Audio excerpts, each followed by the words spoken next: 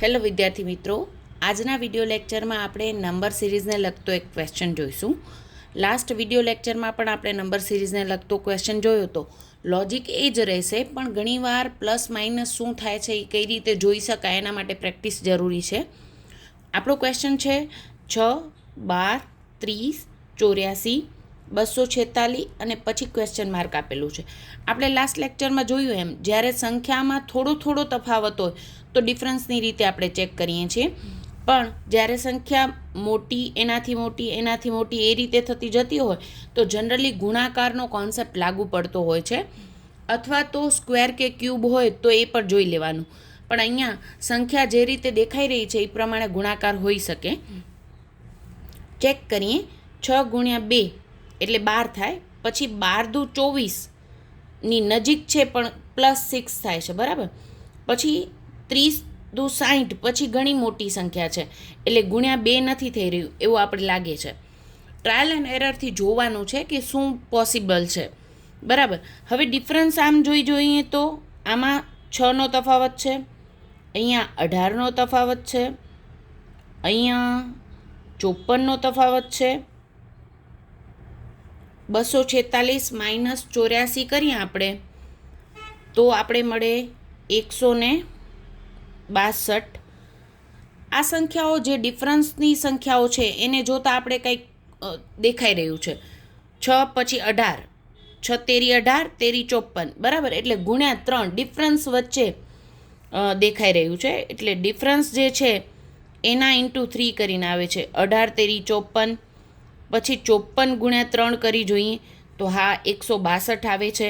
એટલે આના પછીની સંખ્યા છે એ કઈ રીતે બને? 162 ગુણ્યા 3 કરીએ એટલે આવે 16 તેરી 48, 480 ને 2 તેરી 6 એટલે કે 486. 246માં આપણે જ્યારે 486 એડ કરી જોઈએ તો આપણે એ સંખ્યા ઓપ્શનમાં છે કે નહીં એ ખ્યાલ આવે. 486 + 246 732 જે આપણી ઓપ્શનમાં છે, એટલે ત્રીજો આપણો રાઈટ આન્સર થશે. આને આ નંબર સિરીઝનો ક્વેશ્ચન જો તમે કરવા જાઓ તો બીજી રીતે પણ ઘણીવાર પોસિબલ હોય.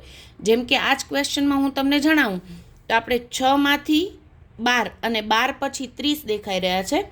અહીંયા તફાવત મોટો હોવાના કારણે ગુણ્યા 2 નહીં પણ ગુણ્યા 3 કરી જોવાનું. તો અહીંયા થાય છે 6 ગુણ્યા 3 એટલે 18. એમાંથી કેટલા ઓછા છે 12 કરવા હોય તો? -6 કરીએ તો આપણે 12 મળે. પછી 12 પછી 30 કરવા છે, સેમ વે જોઈએ. 12 ગુણ્યા 3 36, -6 કરીએ તો આપણે 30 મળે, જે આપણો આના પછીનો આંકડો છે.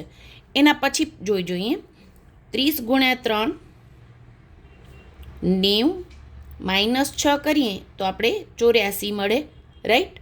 અને 84 પછી 84 ગુણ્યા 3 કરીએ 240 ને 12 એટલે 252, -6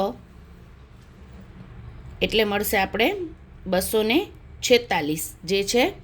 એટલે એના પછી 246 ગુણ્યા 3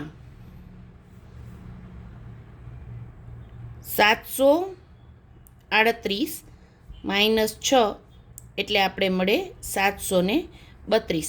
એટલે સેમ જ ક્વેશ્ચન બે રીતે પણ ઘણીવાર થતો હોય છે. આપણે નંબર સિરીઝના ક્વેશ્ચન ઘણીવાર ચેક કરી લેવાના અને પછી ઓપ્શનમાં કયું અવેલેબલ છે એના આધારે નક્કી કરી શકાય.